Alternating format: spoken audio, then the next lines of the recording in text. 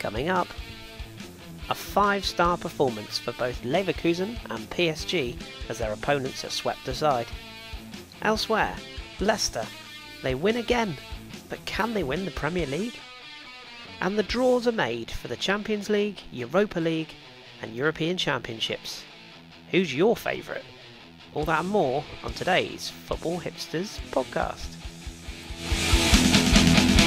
Alright! Hello and welcome to the Football Hipsters podcast. I am your host Kris and I'm joined by 3 of our Football Hipsters this evening. Introducing to you first, it's our Serie A expert. Good evening to John. Evening, Kris. And next up, it's our Bundesliga expert. Good evening to you, Drew. Good evening, Kris. Good evening, guys. And last but not least, it's our La Liga expert, Tom. Good evening, Tom. Evening. Now, we're going to get straight into stuff this week because we have got a ton of things to get through. So, without any further ado, we shall start, as always, with our mighty 90.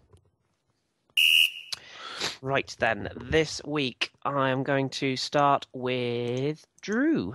So, Drew, I'm going to pop my stopwatch up, and if you are ready, let us know how final got on. Your time begins now. All right, thanks, Kris. Feyenoord traveled to the Urburg Stadium and came out with a 1-1 result against Turkey Groningen side, who actually, I would say, outplayed us, and they might feel hard done that they didn't get 3 points. But they do have remained undefeated at home, 6 wins and 2 draws in 8 matches in front of the home support, so it's never going to be easy.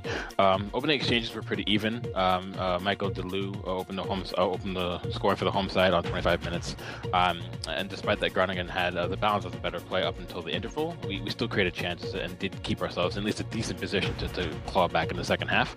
5 minutes after the break, Dirk Kuyt netted his 13th goal this season, but then centre-back Jan Arie van der Heijden got straight red, and it was action stations up until the 90th minute. 9 of Groningen's 15 shots came after the sending off, so it just sort of pays homage to the fact that it just wasn't easy for us post that red card. The result sees us remain in second on 36 points behind Ajax, who actually traveled to Utrecht and actually lost 1-0. So you can understand my disappointment that we missed out on a chance to go level on points. Instead, we're just 2 points off the pace at the moment, so still a place that I'll gladly like to see ourselves in going into the winter period. Our next fixture has us on the road again to NEC Nijmegen, who only lost once at home, so it could be another potential stumbling block, but we're still sitting in the top 3, and that's where you want this season, given what happened last season, so that's that. And there's your time. Brilliant. Thank you very much, Drew. Perfectly done. Right, let's move it along then. Tom, are you ready to bring us your Austrian update on the old Salzburg? I'm always ready, mate. Oh, I thought you would be. Your time begins now. Okay, so Salzburg, the big game's coming up. We had to go at home, thankfully at home, against Rapid Wien. And if you listen to my interview with Tim Armitage last week, you know the high praise he gives this Rapid Vienna team. The winner would have gone top, and it was very, very nice that we managed to open the scoring in the 36th minute. And you all know who the scorer was. That's right, it was Jonathan Soriano getting his 14th goal in 16 matches. A ball was played through by that other man in the team, Keita, and it was coolly finished by the Spanish guy, rather. The next goal was pivotal in the game, and whoever was going to get it really probably would have taken substance in that match, and luckily, again, it was us. As I said, that other man, Keita, getting the goal, a great finish, even though you could say that Strabinger had a pretty poor match and could have done better from that. Keita slotted away quite easily. That means we go top of the league, 2 points clear, ahead of Austria Vienna, who lost again at the weekend. That's their 3rd loss in the last 4 matches. We now don't play until the 5th of February, so I've decided what I'm going to do is cover Red Bull Leipzig, just because of obvious reasons, and just a little bit of stats while I've got 10 seconds left. Sabitzer, who used to play for Red Bull Salzburg last season, went and scored 2 goals last weekend for Red Bull Leipzig and took them top of the league. So it'll be certainly interesting to see how they get on this season. Superb. Thank you very much. Superb. So managed to cram 2 teams into one mighty 90. That's impressive stuff, boys and girls. Right, John, you are up next. Your clock is ready and time begins now. Oh dear. I don't know where to start. The streak has ended, people. The streak is all over. It started in the Champions League in midweek against Man City. If you listened to last week's Satchel, you would have heard that we sadly went out in blazing glory. No, really, we got absolutely humped by Man City 4-2 in the end. First half performance was good, winning 2-1, but yeah, City came out second half and absolutely battered us and certainly deserved the win. So the unbeaten streak had gone, but we still had it in the league, and we were travelling away to Leverkusen. It was going to be a tough game, but Leverkusen hadn't really hit the heights this season. Unfortunately, they decided to really turn it on against us, and we got absolutely spanked 5-0. Chicharito and Keeson getting the goals, hat-trick for Chicharito as well. He's really been in form.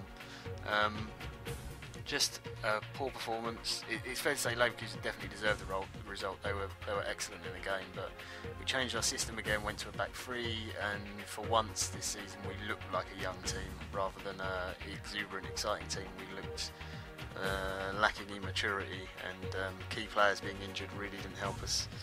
So we dropped down to 5th in the league, still level on points with Wolfsburg and 3 behind Hertha. And the last game before the winter break, we're at home to Darmstadt. Superb. Thank you very much. Well, I say superb. It's really not superb in your for you. That was painful. Yeah, I was going to say the sound of your voice just came through there of sheer depression. But never mind. This will cheer you up. It's my turn. Okay. So my time begins now. So this week Lorient faced a game away from home at Lille at the Stade Pierre-Mauroy. 28,170 crowd crammed in to watch Lorient go down by 3-0. Lille, who don't really score goals, decided that this was their ideal time to get 3 of them, unfortunately. 28th minute, some good interplay between Sidibe and Balmont ended in Balmont's cross being converted with a diving header from Barteak, and that was 1-0. And the same player, Barteak, got the second on 55 minutes. It's kind of the second and clinching goal, really, turning in at the back post completely unmarked after Benjamin Lecomte could only parry a Sidibe cross into his path. Pretty open finish. And then late on, Sidibe managed to get the third, a breakaway goal. Lorient were pushing to try and get back in the game, had a few near misses but couldn't convert.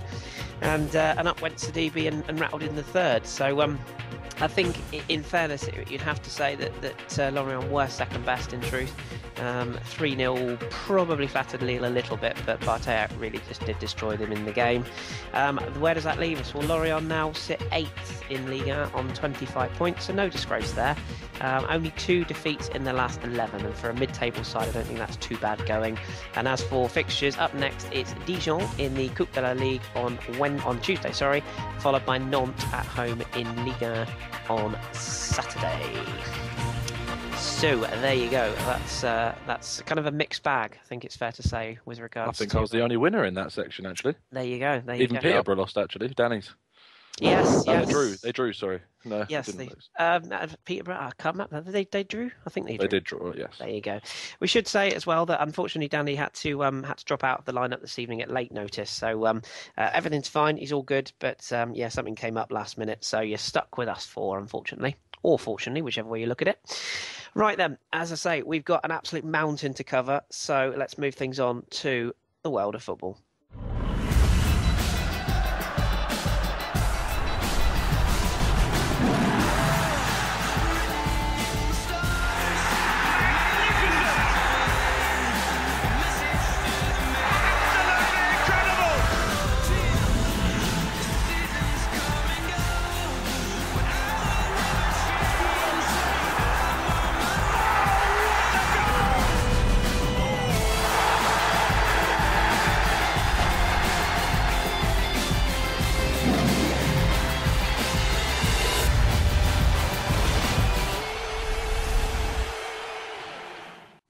Right then, World of Football this week. We're going to start with something a little bit different with the World of Football. In fact, we're going to do two things differently this week. First of all, as of now, I'm going to bring you some stats from around the world of football.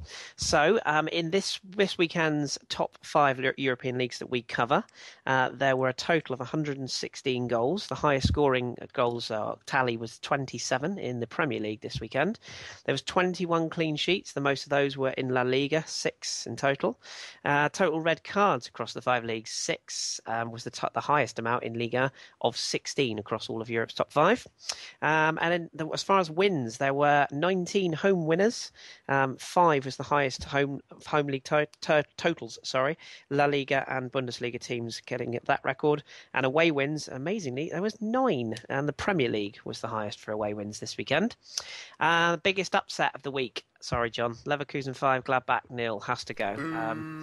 As much as Bournemouth and Leicester would be suggesting that theirs could be in the category, it has to be the dominance of the performance has to go to Leverkusen. And as far as the biggest result of the weekend, so many to choose from, but I've gone for Juventus 3, Fiorentina 1. In the context of what it probably means to Serie A and certainly what it means to Juventus, that one for me was the one that stood out. So there's some stats for you this week. Now we're going to take our usual trip, and we're going to start with action in Ligue 1.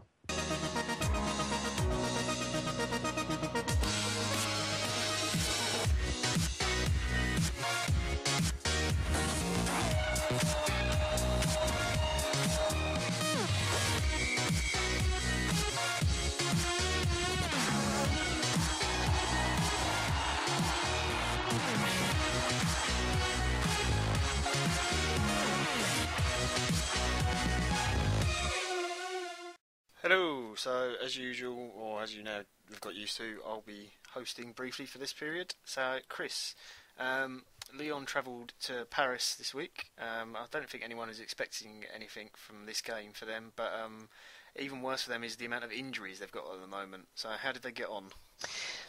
Not very well, John, is the truth. I know we're probably going to have to sound the Paris Saint-Germain win game klaxon again.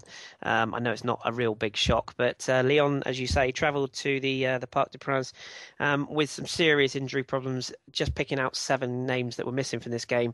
Alexandre Lacazette, Bisevac Valbuena, Christophe Jallet, Samuel Umtiti, Kalulu and Fekir all missing, and they weren't all of them. So they really were up against it from the start, and they went down by 5 goals to 1. It was a fairly comprehensive as it gets, to be perfectly honest. Zlatan Ibrahimovic scoring twice, once from the spot, and a delightful sort of flick for the goal for Cavani as well. He got 1.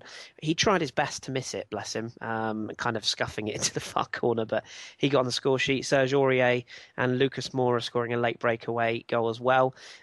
Slightly notable that game, though, the goal back from Lyon, it was 2-0 at the time, and Jordan Ferry sort of lumbered forward and cracked one goalwards, and Kevin Trapp did his very best, bless him, Manuel Almunia impression, pushing the ball up into the air into his own net. It was very, very high-profile Rick, and it's not the first he's made this season, but yeah, PSG comfortable winners, and just a quick side note on Lyon, there were some quotes that emerged today. We've been talking about the pressure that Herbert Fournier, their coach, is under. Quote today from Jean-Michel Aulas, the Lyon president. His quote was simply this: Fournier will remain our manager for the next 2 matches, then we shall see. I think it's fair to say that's quite ominous.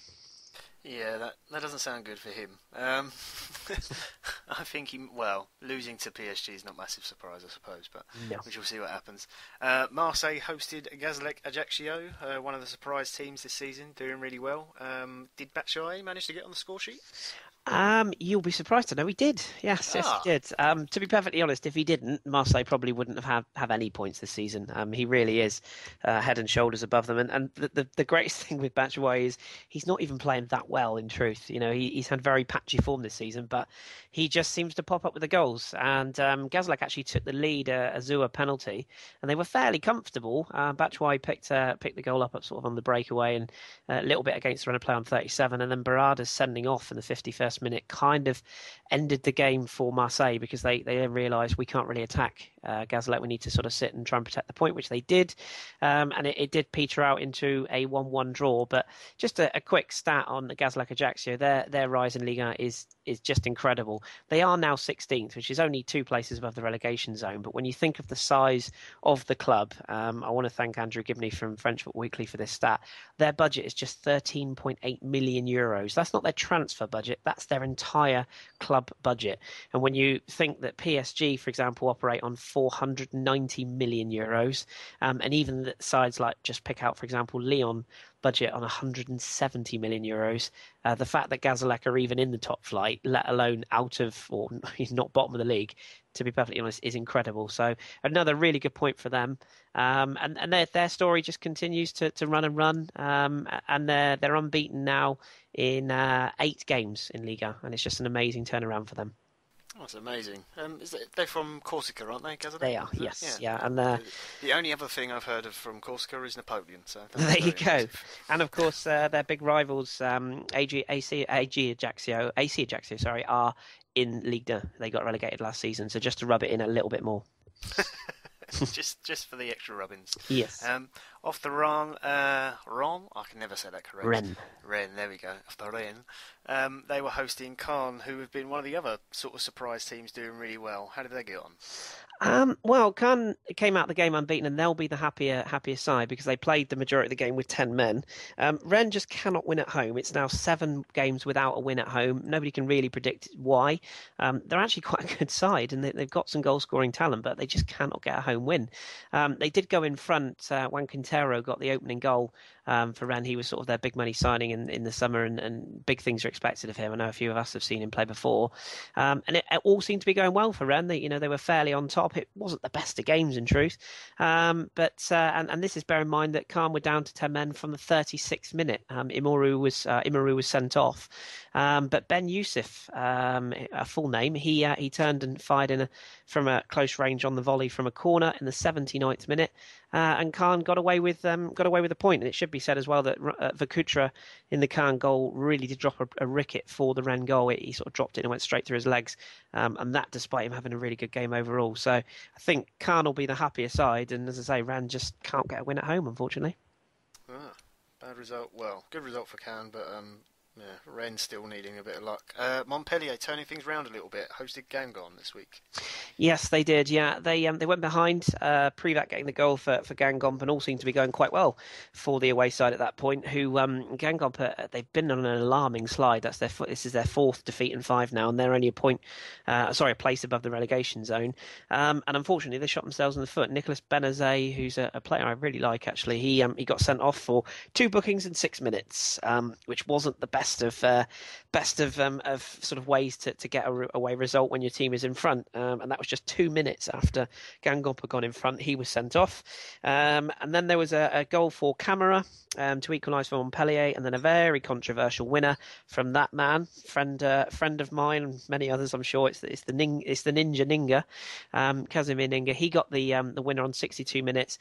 However, I think it's fair to say Camara's flick on for the goal, he was at least 2 yards offside, and as Ninga puts the ball into the back of the net from an open net, the ball's kind of crossed in front of Ninga, past the goalkeeper, and it's clearly a forward pass with Ninga in an offside position. So not just offside once, offside twice, but nevertheless the goal was given. Montpellier get the win, and under Roland Courbis, their manager, they've just turned it round. There's no real explanation to why. They've just gone on a run, and they've shot themselves back up the table.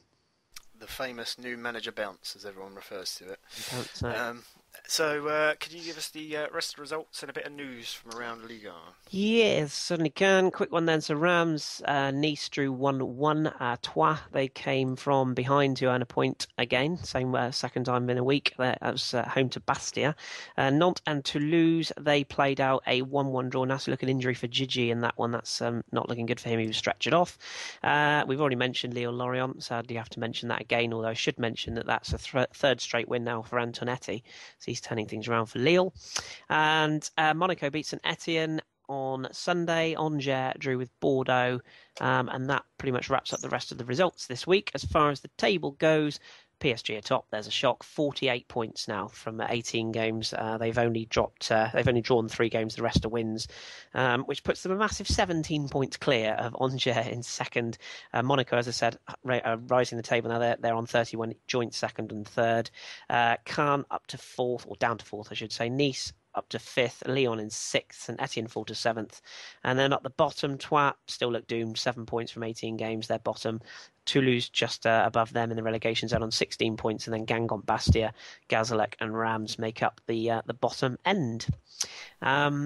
As far as news, there's just a couple of bits and bobs to bring you, really. A little bit of transfer talk, which we're going to probably start ramping up, sadly, in the coming weeks due to January heading up. But AC Milan have initiated contact with regards to signing Hatem Ben Arfa, who's obviously been in fantastic form for Nice this season.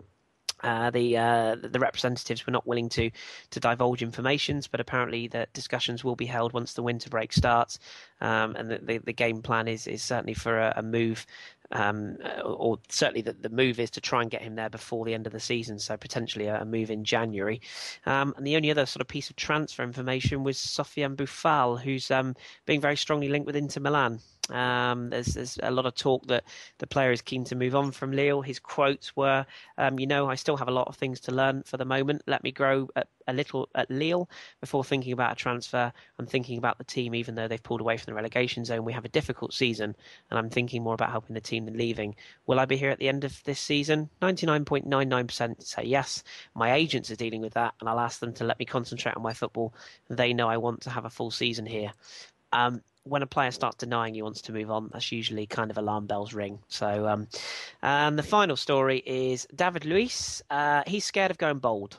In a recent interview with Journal Dimanche, he said, "I know I look crazy, but I'm not. It's just hair. Yes, my father is bald, but I have found a way to save my hair.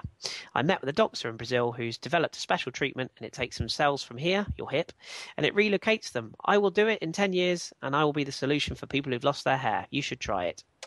So, yeah, David Luiz just continues to be a bit nuts. So that's pretty much it for Ligue 1 this week. We're going to touch on fixtures in the upcoming rest of the World Bix. There's a few games in midweek to look out for, but one fixture to cover just as far as next week's highlight goes, and that will be Gazalec Ajaccio at home to Lyon, which is on BT Sport Extra.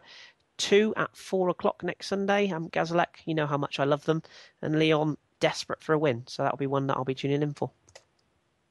Very exciting. See, after last week's Rihanna news, we now get David Luiz hair news. So yes, we are really turning into Heat magazine. Who knows what I might dig out next week? There's much more to come. So I'll pass it back over to you, Kris. Good stuff. Thank you very much. Right. Well, ironically, I'm probably going to pass it back to you now, because let's see what's been going on this week in Italy as we go to Serie A.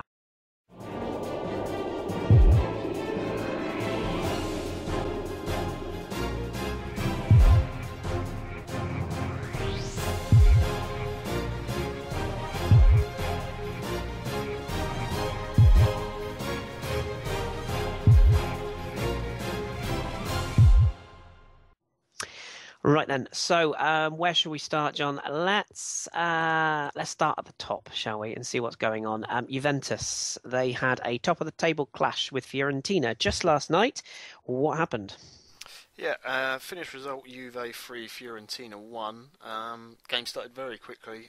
Bernardeschi, who has been given the number 10 shirt this season by Fiorentina, a really exciting player, who they just tied down to a new contract, actually. Was fouled within 2 minutes by Chiellini. At first it looked like it was a dive, but he did just catch him. So Fiorentina were rightly given a penalty. Ilicic stepped up, and as he has been doing so far this season, blasted it in. Great penalty. But then Juve replied almost immediately, going up the other end. Paul Pogba, nice piece of chest control, crossing it in for Cuadrado, who scored with a looping header. He did come out afterwards and admit that he was actually trying to pick out Sami Khedira in the box, but it did loop in, so he got that. Then after that, the game sort of levelled out a bit. It was quite tight. Fiorentina had more of the ball with the way they play and the possessive style, but Juve definitely had the better of the chances. And then finally, in the 81st minute, Pogba picked up the ball again. Beautiful outside of the foot pass for Dybala running through, who his first touch wasn't the best, but good point-blank save from Fiorentina's keeper, but Mandzukic was in on the follow-up to blast in. And then right at the death in the last minute, Dybala pounced on an error in defence in the box, dribbled past 3 players and scored the third. So 6th straight win now for Juve, climbing back up on the table, really closing the gap. Bit disappointing for Fiorentina. They probably would have been happy with getting a point at Juve, to be honest, the sort of form that they're in. But really exciting and making everyone else above Juve look over their shoulders a bit. Yeah, and as you mentioned, Dybala he seems to get better and better. So that was a good game to watch that last night. Massive result for Juve. Now that result was kind of pressured because of Inter Milan, who went away to Udinese. They did something a little bit unusual, didn't they? Yeah, they scored more than one goal, which I think they've only done one other game this season in the league at least. They hit Udinese for 4, which was unbelievable. Inter didn't actually play particularly well. They defended very well because Udinese were actually pretty good at home. They've got a pretty decent record, but they pounced on some mistakes, notably by Damizi in defence for Udinese, who did one back pass for Icardi to pounce on for the first goal. And then he did almost the same thing for Stefan Jovetic to then walk through and chip the keeper. His first goal since August for Inter, so very important. Then another Udinese player then decided to set up Icardi again, who went through to score. And then the fourth goal was no help from Udinese, just an amazing, brilliant goal from Brozovic. Beautiful curler from the left-hand side of the box into the top right-hand corner. Well worth looking up. Despite the fact that Udinese were so helpful to Inter in the goals that they got, they've actually, their record at home, this is the first time they've been beaten since September, and it's the first time they've conceded since October at home. So it just shows you the sort of form that they're in and how well Inter are doing. And they did have plenty of chances in the game, but the defence for Inter was really good, and Handanovic as well just stood strong. Handanovic has actually got the best shot-to-save ratio of any keeper in the top 5 leagues, which is quite impressive because I was criticising him most of last season, and this year he must have listened to me. He's paying attention. You and me both. Inter have also now got more clean sheets than any other team in the top 5 leagues. They have 11. They are equalled by one other team, which is lowly little Angers in Ligue 1.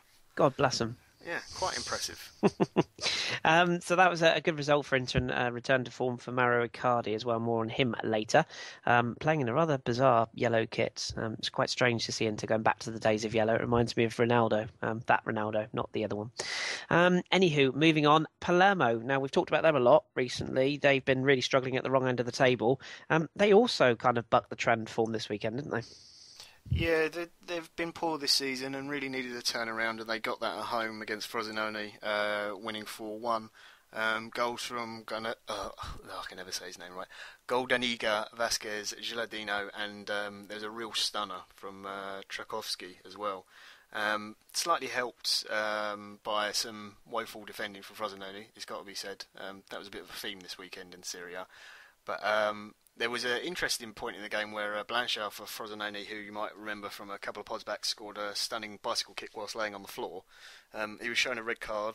Then moments later, the ref consulted with his assistant and then booked a different player, and Blanchard was then not sent off, which is, I don't think I've seen too often in games before, but nice to see the refs getting the decisions right for once. Davide Ballardini was under real pressure, the Palermo manager, before this game. So the board at Palermo have now come out after it and said he's fine, he gets to keep his job through winter. So this result certainly helped him and the team. Yeah, we shall. Wouldn't be the first time that an Italian board went back on the decision, so we'll watch that with interest. Finally, as far as sort of individual games go, there was a game this evening. Lazio under pressure, both sort of from a managerial and player perspective, or underperforming players, playing a Sampdoria side whose new manager is struggling a little. How did this one end up? Yeah, it's strange to think that these two sides were both secured European places last season, considering their current form. Lazio obviously still in Europe, but Samp went out of the first hurdle this season. And they were going into this game, and history wasn't really against them. The last time they'd won at the Olimpico against Lazio was in 2005, and they hadn't scored there in the last 4 visits either against Lazio. So Pioli under serious pressure. But he has been backed by Latito, despite the fact that the names like Lippi, Prandelli and Materazzi are all being sort of banded about as replacements. But the game itself was pretty dull, to be honest. Nothing basically happened in the first half. The only thing of note to say was the fact that Felipe Anderson was on the bench. Duvan Basta, who's pretty much always been playing, was injured, so Conco was in at right back, and the fact that Lazio decided to play 2 up front, that literally was the first half of the game. That's as exciting as it was. Matry came on in the second half for Miroslav Klose, and he managed to get the first goal. Put Lazio one ahead, just a decent header from a nice cross in from Radu. Then, rather bizarre injury for Marchetti in goal for Lazio, who ran out celebrating so much the fact that Lazio finally scored a goal that it looks like he's pulled his hamstring. So he had to come off. Brescia came on in goal, which shouldn't be a problem, as he'd been playing in goal for Lazio during the Europa League campaign so far this season. He made one massive error at a corner, which almost led to a Samp goal, and then he came running out of his box, pulled Luis Muriel down, managed to not get sent off, but did give away a free kick, which Zukanovic then stepped up, deflected off Felipe Anderson, and Samp scored a goal from it. So equalising in literally the last minute of the game, and all down to Brescia, but I suppose related back to Marchetti getting injured for his celebration. So Lazio, it doesn't matter what they do, just nothing seems to go right for them at the moment. No, that's always. I don't like to say hilarious because you never want to see a player injured, but it does always amuse me when a player gets injured celebrating. It's quite. It was the funniest as well, because it wasn't even like he slid on his knees. He literally just ran forwards a couple of yards and just pulled his hamstring. It was bizarre. Yes, absolutely. Right, okay. So, any news in Serie A this week? Any sort of general news that's going around? Well, there was two bits of news of fans placing stuff outside the training grounds for different teams. For Lazio, there was bags of manure, which I'm sure people can guess what that reference is. But this one in particular that I really liked was from the Roma fans. Although this was actually last week, they placed 7 boxes of carrots outside the training ground with a big banner that said, excuse my poor Italian, "Buon appetito conigli." Which, basically have a nice meal, rabbits. Because in Italy, rabbits are seen as very cowardly animals, and it was in reference to the fact that they're drawn with Bologna and lost to Barca and Atalanta. So so just some fun interaction from the fans, and just interesting to see how fans in different leagues sort of protest against their players and their performances. Yeah, absolutely. As far as the other results, what else happened this weekend, and where does that leave the table? Yeah, so Chievo picked up a win against Atalanta, who picked up 2 reds in that game. That was very impressive. Empoli beat Carpi, a brace from Big Mac Massimo Macaroni. Really good goals, actually, from him. Genoa lost to Bologna, who just seemed to keep getting better and better under Donadoni. Milan got a surprise draw at home to Verona. I should say Verona got a surprise draw to Milan, really. Nigel de Jong returning for Milan. Sadly, he got a red card and gave Verona the penalty, which got them the equalising goal, Luca Toni scoring. Napoli drew a blank against Roma, which is probably a good result for Roma, not so much for Napoli.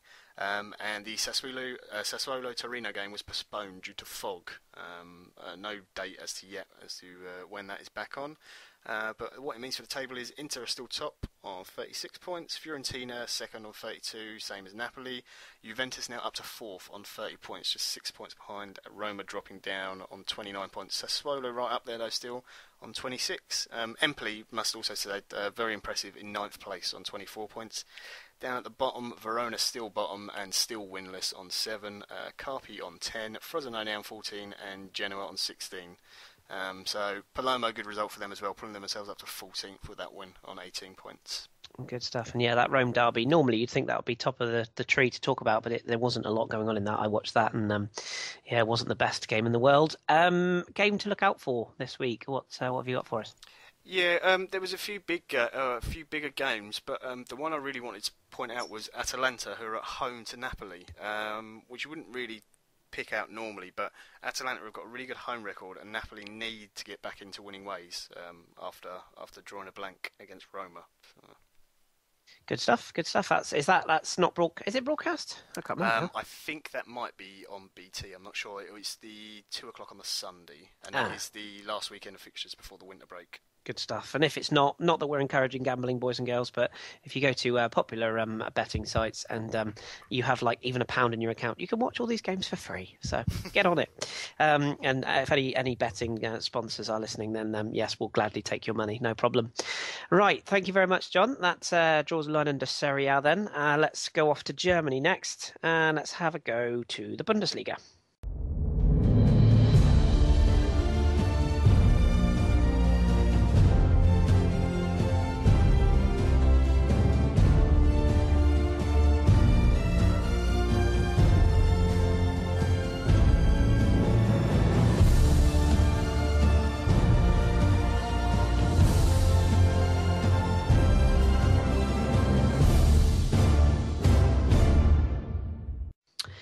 Right then, Drew, you're up. Bundesliga this weekend. Hate to do this to John, but there's only one place we can start. Leverkusen. What on earth happened? Well, I'm not going to hate this, but I'll try to be polite.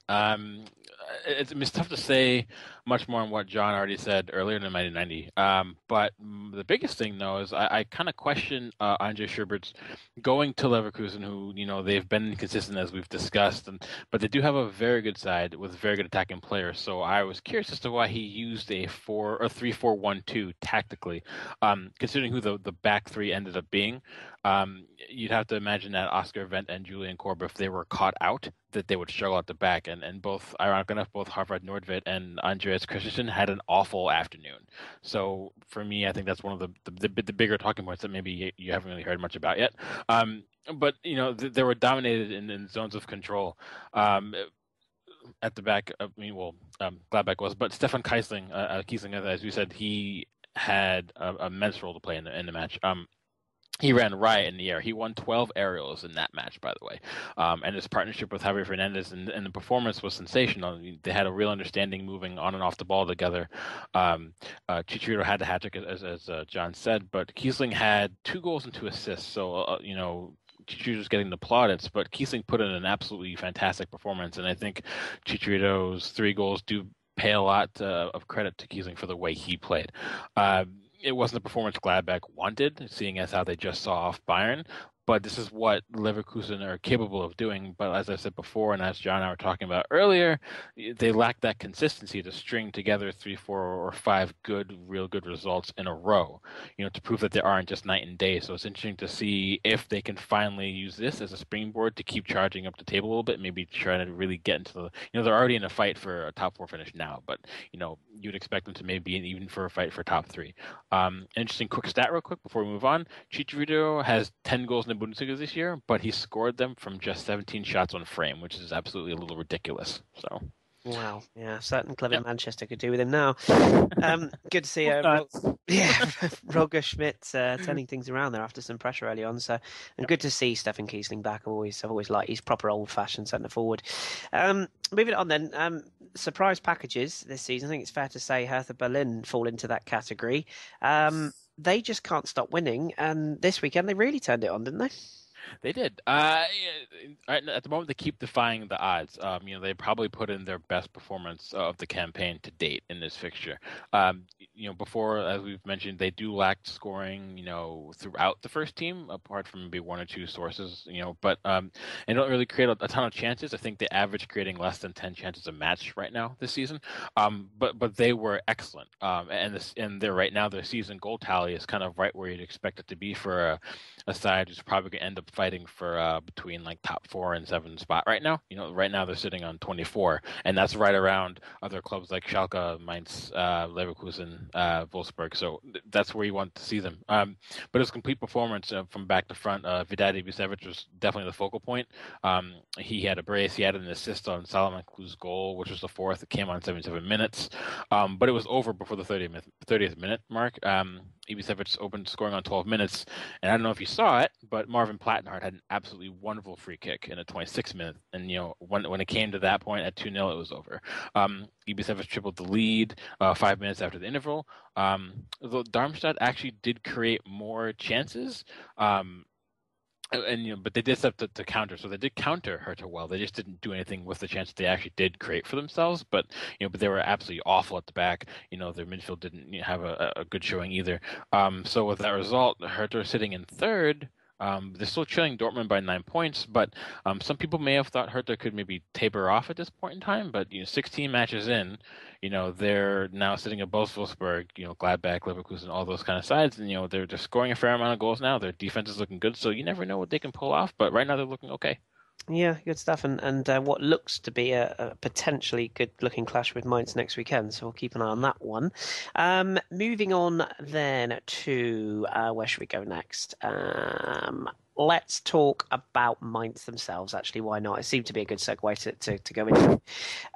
Now you've obviously sung their praises, and they're sitting 7th in the Bundesliga this weekend. I watched this game on Friday night. They played host to struggling Stuttgart, Yes. who remain bottom. What happened in this one?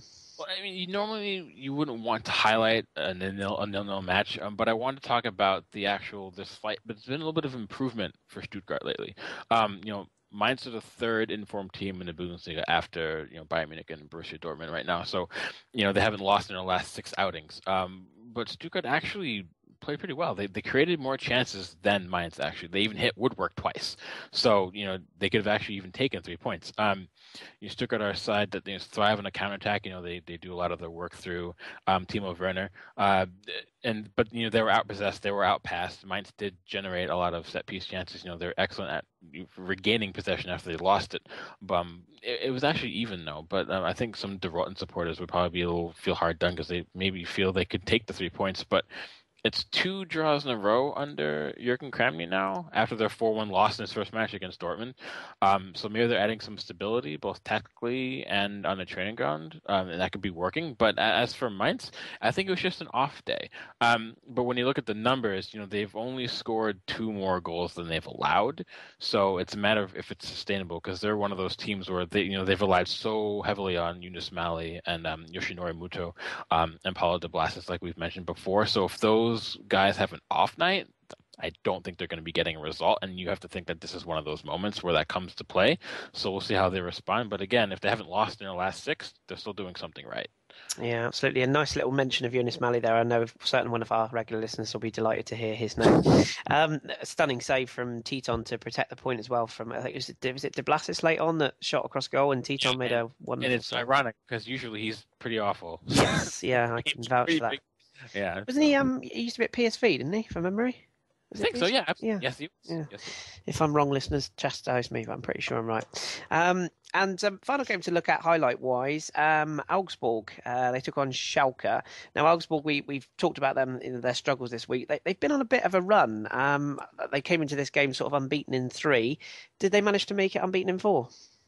Yeah, I mean, it's ironic. I mean, I wouldn't call Tom a sage just yet or a druidic soothsayer with woad paint, but Augsburg are in some sort of form. They've got 3 wins and 2 draws in their last 6 matches. So they're out of the bottom 3 up to 13th. 7 goals in their last 4 appearances is the sort of goal production you want to see to get yourself back on track, and their defensive record is better than what their persistence suggested. So it's good to see that from them that maybe should build some confidence in their performances. As the result, against Schalke, the match was open-ended. 37 shots total in that match. It was very, very back and forth. You expect Schalke to have the lion's share of possession, and they did. But the important areas on the pitch were won by Augsburg. Also, they won the majority of the 50-50 balls in the air. They're much better in the tackle and keeping their shape in all areas of the pitch. So they were better looking as a whole, as a unit. And if you want to come with a good result against a side that's better than you, that's what you need. You could probably argue that a 1-1 result was maybe fair, but that brilliant Kaiubi volley from that tight angle in stoppage time sealed the points. So, I don't know. I mean, it's question marks around Schalke a lot. They have a negative goal difference despite having a team that you would expect would be pushing for Champions League. And against a side like Augsburg, who maybe were in form, you'd expect Schalke to win, even though they were away for the match. But it's not what you want to see from them. And again, much like Leverkusen before they started to rebound, Schalke has been very, very inconsistent. But it's been nice to see Augsburg sort of playing themselves into some form right now. So who knows if they'll escape the drop for good. But for right now, it's good to see that from them. Yeah, and if Schalke want to pass Brighton right back to Paderborn for February, they could use some help right now. Any sort of news in Bundesliga that's cropped up this week at all? Well, like you said, unfortunately, we have to begin transfer talk a little bit. So I'll bring up just a real quick few. Latest rumor I've heard from a couple of days ago, Tarek Grozny midfielder Mauricio has been linked with a move to Schalke. That's one, just to shore up the spine. Stefan Kiesling, as we talked about before, apparently he was catching the eye of Jurgen Klopp as of late, which would be, I don't really know how much weight I put into that, considering they have about 55 strikers at Liverpool right now. So I'm not quite sure what to think about that. Another few interesting ones I saw over the last couple of weeks, maybe a little bit relevant. Ricardo Rodriguez continues to keep Manchester United's eye. and I mean, Louis van Gaal needs some help at the back. They're struggling. And also, Pierre-Emerick Aubameyang is apparently potentially a target of Chelsea, which would make me sad in multiple ways that I can't really discuss live on air. So, as apart from that, Julian Weigl set a new record. He now has had the most touches in the Bundesliga match in history. He had, 189 touches. So, yeah, he beat that record set by Xabi Alonso back on match day 14. Ball hog. Yeah. Brilliant player. That's shut your mouth, Tom. Go talk about Sabitzer or something. Leave me alone.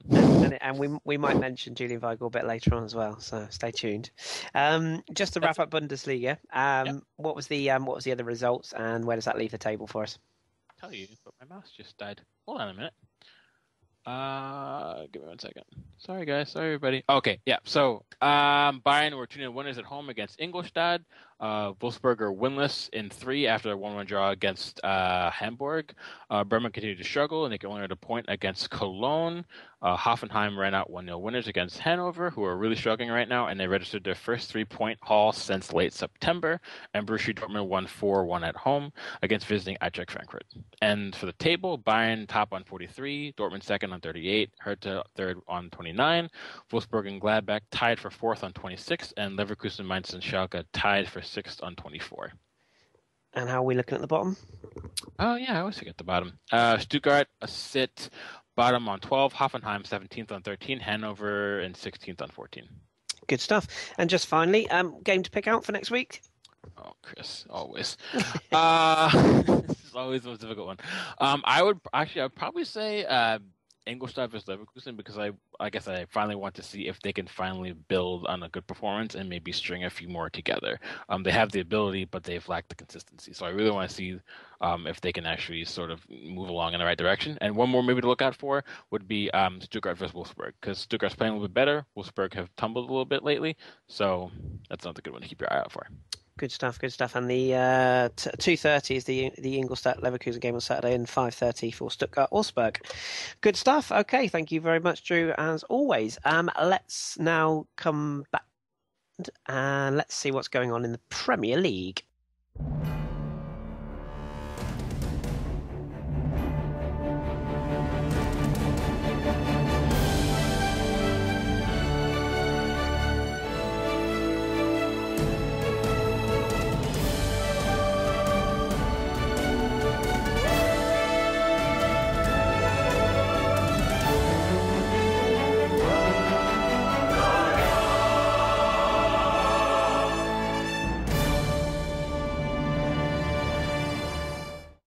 Okay, as Danny's not here this week, Kris is going to take care of the Premier League.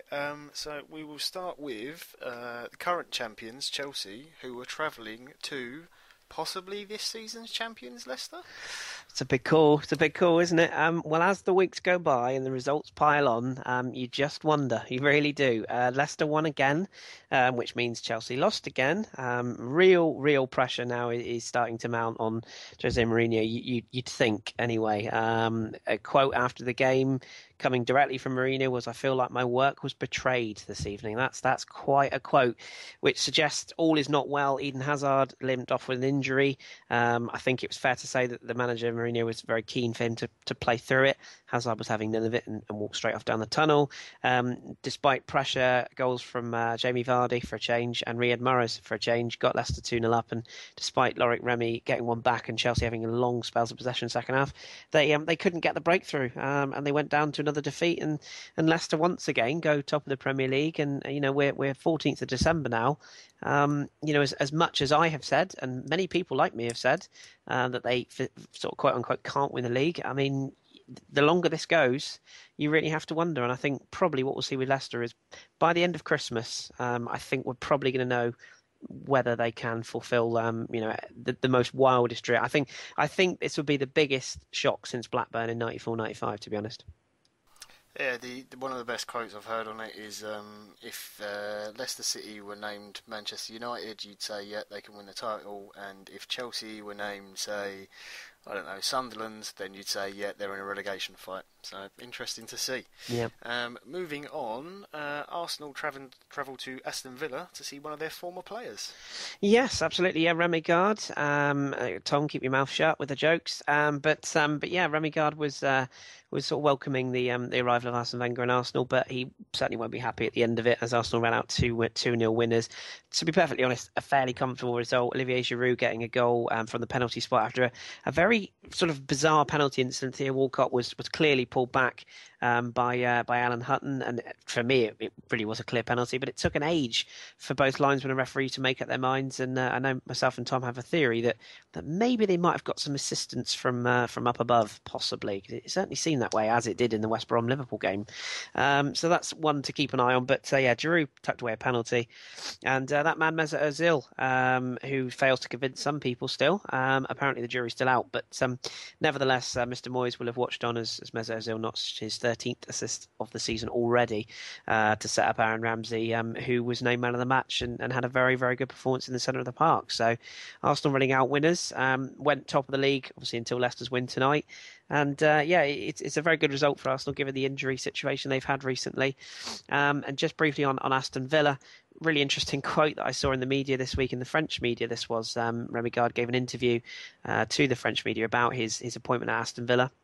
And this quote made me laugh a little bit. He said, "It's not like I'm discovering a new type of job. It's certainly quite peculiar to arrive whilst this season is ongoing. At the head of the team, who just lost 7 matches in a row, it's necessary that I arrived in an ambulance in some way. The job is not different for me for the moment because I'm concentrating on the team and in terms of finding solutions as to how we play." Just the idea of Remy Gard sort of turning up at Villa Park in an ambulance just kind of amused me. I think the language maybe crossed a bit. I think what he's essentially saying is he's coming in there to save them. But yeah, just the image made me chuckle. It sounds like a Google translation error. It does, doesn't it? Yeah, help from above, divine Indeed. Intervention at Villa Park. That's quite impressive. But travelling back to North London, we had Spurs who were hosting Newcastle. Very excited after their win against Liverpool. How do they get on at Tottenham? Well, they won again. It was I wouldn't say smash and grab. I mean, for large periods of the second half, they were the better side. But the Spurs fans sort of booing off their own team at the end of the game would suggest otherwise. But no, Newcastle, they seem to have a real togetherness. They owed a lot to their goalkeeper, Rob Elliott, who once again pulled out a top-notch performance, making a string of excellent saves. But no, Newcastle rode their luck. They went behind to an Eric Dyer header in the first half, but they got themselves level. Mitrovic sort of bundling in at the sort of penalty area scramble, I should say, from around about 5 or 6 yards to equalise, and then seemingly with one of the last kicks of the game, kicked forward, flicked on, and Iosi Perez got in behind and drilled the ball goalwards, and a shot that I think Hugo Lloris would normally expect to save. He didn't. He sort of seemed to misjudge it. It was hit well, to be fair, from Perez, on target, bouncing into the far corner, and Newcastle went over to their travelling fans to celebrate, and there's very much a unity on display. It's a massive 3 points for Steve McLaren and Newcastle, and that's 2 wins out of 2. And maybe, just maybe, that Spurs might sort of just have a look at this result and think maybe they're not quite ready to make a title push at this stage. Spurs doing a Spurs, yes, as they are known in England. Indeed. Last game really wanted to highlight was down on the south coast. Bournemouth got a great result last week against Chelsea, although we might start saying that's an easy game to have soon. But they hosted Man United. How do they get on? This was amazing. A 2-1 win for Bournemouth. I mean, if you'd have looked at those fixtures, they would have probably thought even an out-of-form Chelsea or an out-of-form United, you wouldn't have thought they would get results. But to beat them both, they're in dreamland. Goal straight from a corner from Stanislas, which was just incredible. De Gea, I think it's fair to say, didn't cover himself in glory, misjudged it quite badly. Some excellent analysis of a corner flag by Jamie Redknapp on Sky. That's worth looking up the vine of that, by the way. But no, it was in really good performance for Bournemouth, and at 1-0 you thought, yeah, they could do all right here. Marrow and Fellaini, though, equalised, and you thought at that point, oh, United will probably take it on and win the game. But I'm sure I'm right in saying Josh King started his career at Man United. I certainly think he's on there. Yes, yeah, he was on the books, yeah, definitely. There you go. He played for them against Olympiacos, I think, in the Champions League. There you go. His debut. There you go. So, so one of their former players coming back to haunt them, and it was a really, really well worked goal, from the corner. Some very, very clever movement and sort of losing of markers in the penalty box, and King found himself with some space and drilled it low under De Gea, and Bournemouth come out with 3 points, and Eddie Howe, who's largely regarded as one of the up-and-coming young managers in English football.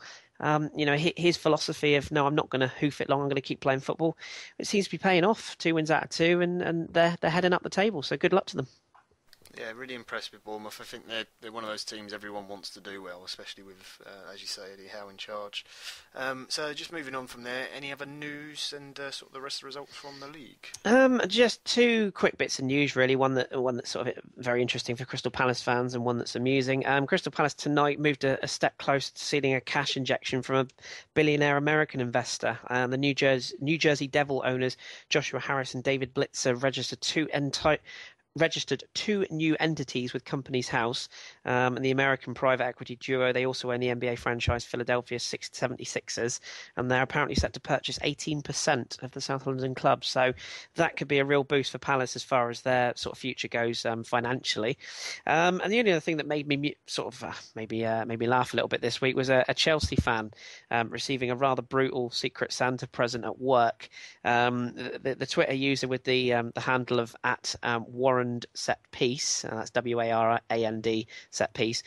He presented this to the world, and basically it was a present, a Secret Santa present of a Chelsea mug. Well, I say a Chelsea mug. It was a mug with the league table on it, with Chelsea highlighted in 15th place, and the guy receiving it was a Chelsea fan. So I don't think that's necessarily the present he would have liked, but I thought that was a very ingenious present for a Secret Santa, which is usually the bane of everyone's existence at this time of year when they're working in the UK. It's always a nightmare buying presents for people, so that kind of amused me. Not like football fans to be horrible to each other or something. That never happens. Never.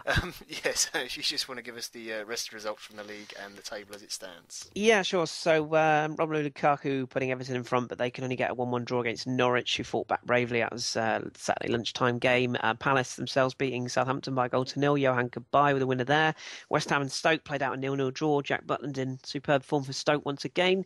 Manchester City with more than a dose of good fortune, as they got a very late winner against Swansea, who equalised themselves in the 90th minute, but a deflected Iheanacho goal got them the points. Swansea still managerless at time of recording, although that's likely to be changing soon. And Watford, Ini Igalo did it again, a winner away at Sunderland's 1-0 victory. Watford are charging up the table. And finally, that result, Liverpool and West Brom ended 2-2. And that was a little bit controversial. 8 minutes of stoppage time for Divock Origi equalised for Liverpool. Some controversial decisions in that game, I think it's fair to say. So it's worth having a look at that game. But and no, not least for the celebration of a draw. Jurgen Klopp was his cracker's best in the post-match interviews, and he's doing something at Anfield. Not everyone knows what that something is, but he's having an impact one way or another. As far as the table goes, with Leicester's win tonight, that takes them back to the top of the league on 35 points. Still sounds amazing to say that. Arsenal sits second in 33, Manchester City on 32. Those two meet next Monday, by the way. Manchester United sit 4th, Spurs 5th, Palace 6th, Watford now up to 7th. And as far as the bottom goes, Aston Villa still looking all sorts of trouble. 6 points all season from 16 games. Sunderland, Norwich, Swansea, Chelsea now sit 16th place, and Newcastle and Bournemouth 15th and 16th respectively after winning this week. Both of those have got 2 wins in a row. And you want a game for watch out for next week? I think you just mentioned the game to look out for next week. It's got to be Man City Arsenal, isn't it? I think so. Yeah, I think so. Massive top of the table clash. It's Monday night. We should know the result by the time we record. So we're all going to be really, really happy or really, really depressed. So if you hear this podcast next week and it's only 10 minutes when it drops in your iTunes, then you'll know why. But that's definitely the game to look out for. Excellent stuff. I shall hand back to you, Kris. Splendid. Thank you very much. Right. There's only one more trip to make. Poor old Tom. He feels like we've forgotten him. I promise we haven't. So, Tom, let's now see what's going on in this week's La Liga.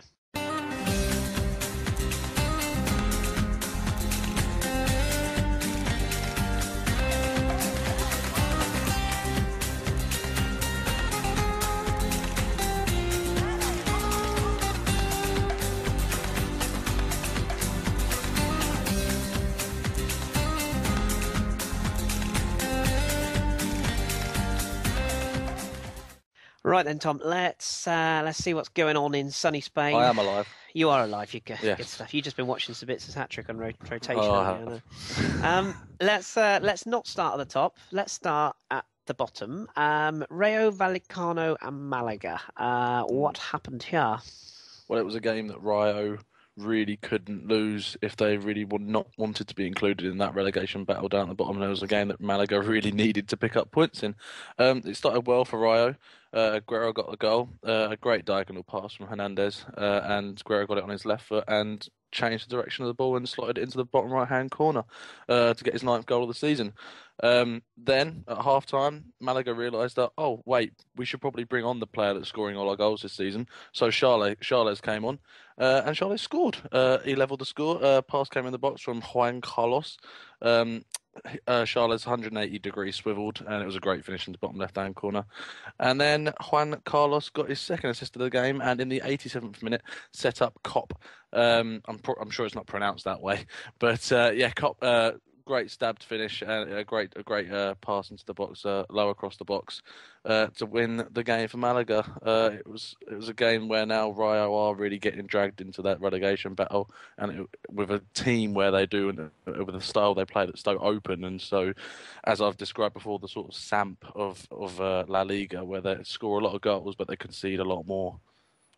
Yeah, good stuff. And as you say, a very important result for Malaga in that particular game. Okay, I'm sure people are interested in what's going on at the top of the table. Some big fixtures this weekend. Let's start with Barcelona. 2-0 up against Deportivo La Coruña. You'd probably be forgiven for turning off at that point, but if you had have done, you would have missed something, wouldn't you? You wouldn't have. First of all, I'll start by saying Neymar didn't start this game, so the trio was not fully intact. But still, you'd bet on a Barcelona side beating even an informed Deportivo side, as this team is at the moment. Messi got them off to a great start. As I was speaking to John before the pod, if asking if he saw it, and it was a great free kick, right side, just outside the box. Curl with his left foot, swing it into the top right-hand corner. Absolutely brilliant. Please go check it out. Equally as good, Rakitic then doubled their lead in the 62nd minute. A rifling shot from just outside the right-hand side of the box, curling, outswinging into the left-hand side of the net. At that point, as you said, you probably expect it to turn off.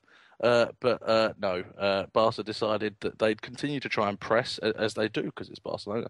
And Dani Alves did his traditional bombing up the right-hand side, leaving them rather exposed. They received an early warning when Depor actually had a goal ruled out for offside. But then Cardoso put Lucas in, and that very informed Lucas at the moment, with a great finish with his left foot, finessing round Bravo. At that point, you really would think Barcelona were trying to shut up shop, but no. No, 86th minute. Bergantinos, a very loyal player for Deportivo, has been there all the way through his youth career. Had a few loans, but it's nice to see that a one-club man is still around. Excellent finish. Ball comes to him and he absolutely slams it with the outside of his right foot, and it curls round Bravo to level. What this game does show is that Barcelona do have a bit of a weakness, and that they're defensively they can be quite exposed by their fullbacks bombing up the pitch, and it'll be something to be interesting to see what happens in the next round of the Champions League in terms of that. More on that later. Good stuff. To see Deportivo, one of the great sort of names of Spanish football, and yeah, it's good. Champion. Yeah, absolutely. So good to see them going well.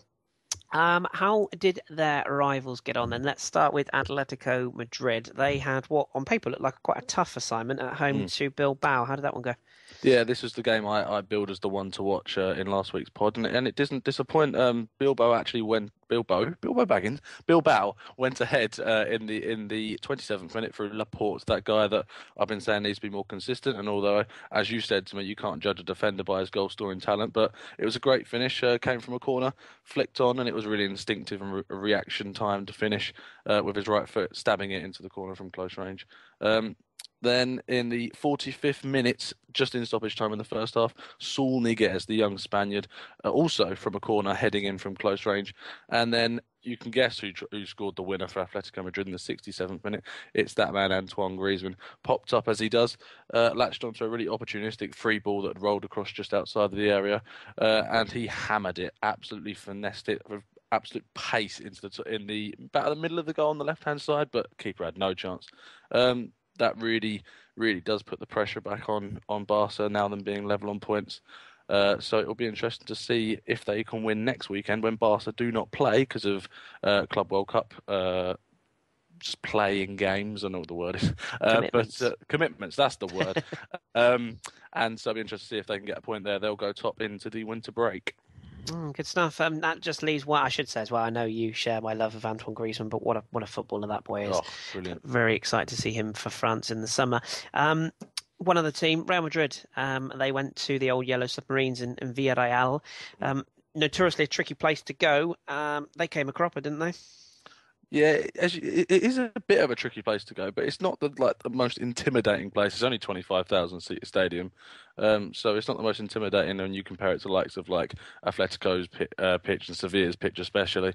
But it was certainly a must-win for Real, and it was even more so that you'd expect Real to win as Villarreal played only 48 hours earlier in a massive 3-3 draw with Pilsen. But there were early warning signs of Real Madrid. Dos Santos hit the post very early on after a great run from Bakambu, and he picked him out perfectly, but could only strike the post from Dos Santos. And then an uncharacteristic mistake from Luka Modric allowed Bruno to nick the ball off him and pass into Bakambu, who again had his head up and found the not notoriously prolific striker. You probably do remember this guy, Soldado, who slotted home in the 8th minute. Really, Real Madrid had an awful first half, but they came out second half, really went guns blazing.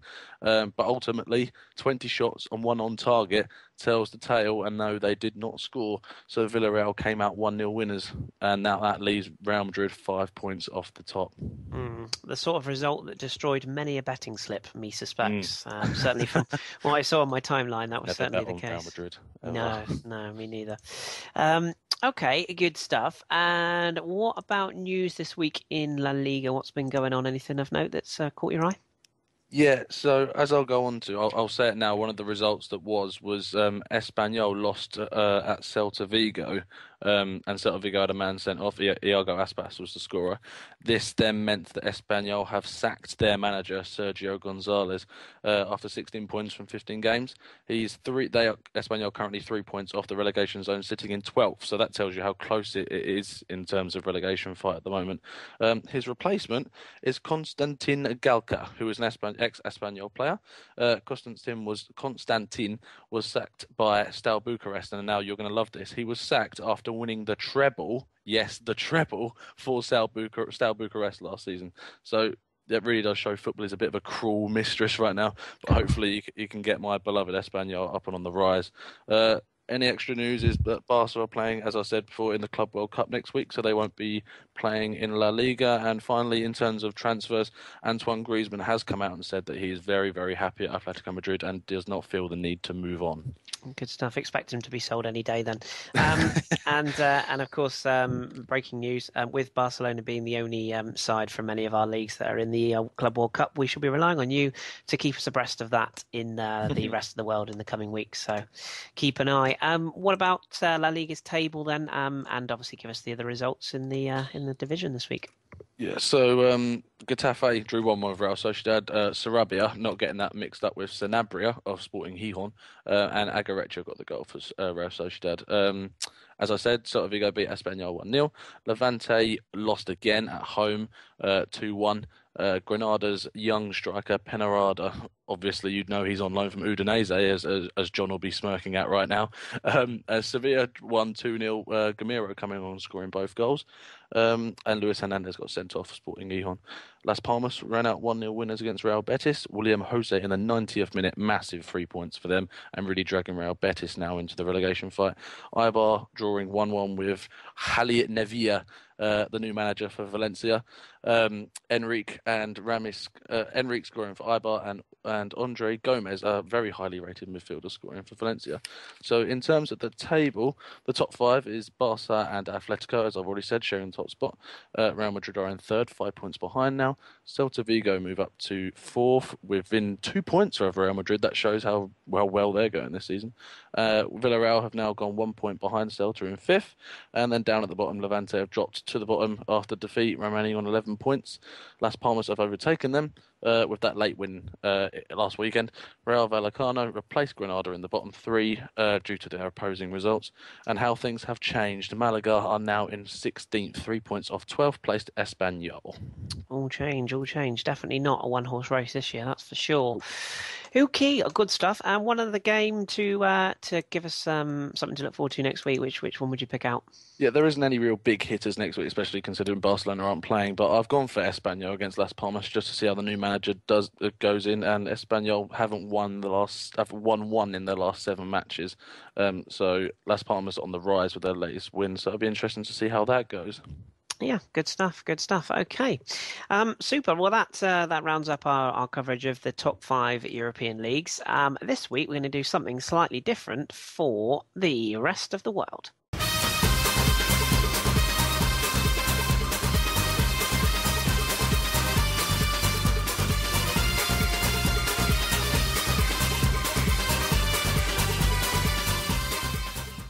Right, this week's Rest of the World, you might be aware that there were some quite considerable draws or quite important draws being made in and around European and world competitions this week.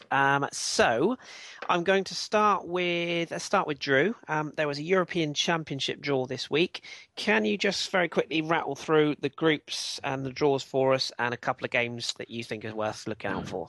Sure. All right. Okay, so Group A is host France, neighbor Switzerland, Romania, and Albania. Group B is England, Russia, Slovakia, Wales. Group C is Germany, Poland, Ukraine, Northern Ireland. Group D is Spain, Turkey, Czech Republic, and Croatia. Group E, Belgium, Italy, Sweden, Ireland. Group F, Austria, Hungary, Iceland, Portugal. That's for you, Tom. Couple matches. Do you want one from each group or just like 3 or 4 overall? Just give us 3 or 4 overall.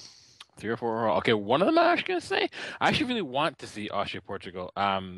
Portugal have, Portugal have Ronaldo, but Austria, people aren't really talking about them yet, but they are one of the dark horses of the tournament, and I think they actually can win that group. Another one, I want to say Belgium, Italy. Belgium have an immense amount of pressure on them. They haven't achieved very much yet, but yet they're ranked number 1. They're one of the favorites, and Italy have not done well in tournaments and for a little bit. So there's pressure on both for different reasons. So that's another one there. England versus Wales, because I really think Wales can actually beat them and maybe even top that group, depending. And last but not least, Germany, Poland. Poland historically can make the Germans trip up a little bit, and even in qualifying, Germany actually lost to Poland once. They also lost to the Irish, so some history there, both in qualifying and historically. So that'll be another thing just to see. So just those 4. Yep. Good stuff. It was a very interesting draw, that, and we have lots of questions on that, which we'll come to in our listeners' questions. John, over to you next. What happened in Monday's Champions League draw? Yep, okay. So in the draw, you had PSG were drawn out against Chelsea, Benfica playing Zenit, Ghent playing Wolfsburg, Roma against Real Madrid, Arsenal got Barcelona, Juventus by Munich, PSV against Atletico Madrid, and Dinamo Kiev against Man City. Couple of games that I picked out just to watch. Obviously, it's always hard to call because the games aren't till February, so you don't know what's going to happen with the transfer window and who's going to be fit and in form at the time. But PSG v Chelsea is definitely one I will look out for. Both teams big spending money. Chelsea underperforming this season, but Europe's been their one respite. PSG looking to get on further in competition. Roma, Real Madrid, not so much for Roma's form, but more the fact that Real in Europe, I think Tom will be better placed to say, but they haven't been amazing. But Roma have the capability to really counter, just as Real Madrid do at real pace. So you could see some real end-to-end games in that. Should be exciting. And the other one I picked out was Juventus versus Bayern. Just Italy v Germany is always a good rivalry. Really stubborn defence, Juventus, especially in Europe, who quite happily sit through a home and an away fixture, just holding on to 0-0 until the last minute and then try to go for the winner against a Bayern Munich team that likes to be free scoring. Yeah, it should be a very interesting draw, that. And again, many questions I'm sure will arise from that. Last but not least, Tom, what happened in the Europa League draw? Some tasty ties in this one. Yeah, probably outshining the Champions League in some cases. It was quite funny. So I'll give you the lineup. Valencia play against Rapid Vienna. Fiorentina play Spurs. Dortmund play Porto. Fenerbahce play Lokomotiv Moscow. Anderlecht play Olympiacos. Olympiacos going out to Arsenal after that 3-goal bashing. No bias there whatsoever. Midtjylland go to play Man United after they get knocked out. Augsburg play Liverpool. Sparta Prague play Krasnodar. Galatasaray play Lazio. Sion play Braga. Shakhtar play Schalke. I like that. Marseille play Bilbao. Sevilla play Molde. Sporting Lisbon play Bayer Leverkusen. Villarreal play Napoli. And Saint Etienne play Basel. In terms of games that I'd personally look out for, Sporting Lisbon against Bayer Leverkusen should be a good one. Sporting currently flying high in Portugal, and Bayer Leverkusen after that big 5-0 drubbing of that minnow in the Bundesliga. Villarreal Napoli will certainly be interesting. I think that's a bit of a repeat fixture from a few years ago, if I'm remembering properly.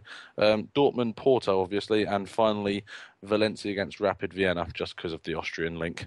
Absolutely. There's quite a few repeat fixtures in both. I think Fiorentina, Spurs, Arsenal, Yep. Barcelona. There seems to be a lot of repeat fixtures, but PSG, Chelsea as well. But hey, we shall be across them as usual. Stay tuned. Of course, they don't take place till February, so you've got plenty of time. No need to rush. Right, okay. Just to draw a quick line under the rest of the world this week, I want to just very briefly touch on our individual continents, if you will. There's midweek cup action. I will kick us off. In France, it's the Coupe de la Ligue, and I've just rather than going through all the fixtures, you can look up it yourselves if you're interested. But there's a couple to look out for: Bordeaux versus Monaco, PSG versus Saint Etienne, Rennes versus Toulouse, and Lorient versus Dijon is one I've picked out mainly because Dijon are top of Ligue 2 or Ligue 2, bags of goals 33 and 18, so that'll be a decent fixture hopefully at Lorient. And Lyon versus Tours. Tours play very open and attractive football, even if they are midway down the league in Ligue 2. But Lyon obviously desperate for a win. So that's Coupe de la Ligue. Drew, what have we got in the sort of midweek in Germany in the DFB Pokal? Any fixture that stands out there? We do actually. Lowest ranked team left in the competition, Unterhaching. They're from 4th tier, so they play host to Bayer Leverkusen. Borussia Mönchengladbach play Werder Bremen. Erzgebirge Aue play Heidenheim. Bayern Munich have Darmstadt. Nuremberg have Hertha. Stuttgart have Eintracht Braunschweig. 8060 München have Bochum, and Augsburg have Borussia Dortmund. So there you go. Good stuff. John, what have we got in the Coppa Italia this week? Yeah, a couple of fixtures to pick out, but the real headline one is Juve hosting Torino, so a Turin derby in the Coppa Italia. Should be good. Napoli host poor little Verona. I don't really fancy their chances much in that. No. And Samp at home to Milan are the real standout ones. Good stuff. And Tom, what are we looking at in the Copa del Rey, the Real Madrid-less Copa del Rey? Yeah, only two Premier League clashes. You have Sporting Gijón playing Real Betis and Espanyol playing Levante, so that'll be Constantin's first match in charge. And also, I can already give you a result, quite funnily. I can tell you that Cadiz have won 6-0 on aggregate against Real Madrid. Well, that's amazing, isn't it? And they didn't even have to really play very hard for that, did they? Incredible. Incredible. Yeah, I still think there's plenty of fallout. Just out of interest, has that been? Have they appealed that? Is that official now? Done? I think it's official. It's done, dusted. Basically, they're out. Oh dear. Good stuff. Okay, well, as I say, plenty of fixtures. Don't want to go through them all, but do feel free to look them up, and we will be across those next week if there's any standout results. So stay tuned for those. Right then, let's move it on then. Let's move on to this week's Hipsters Choice.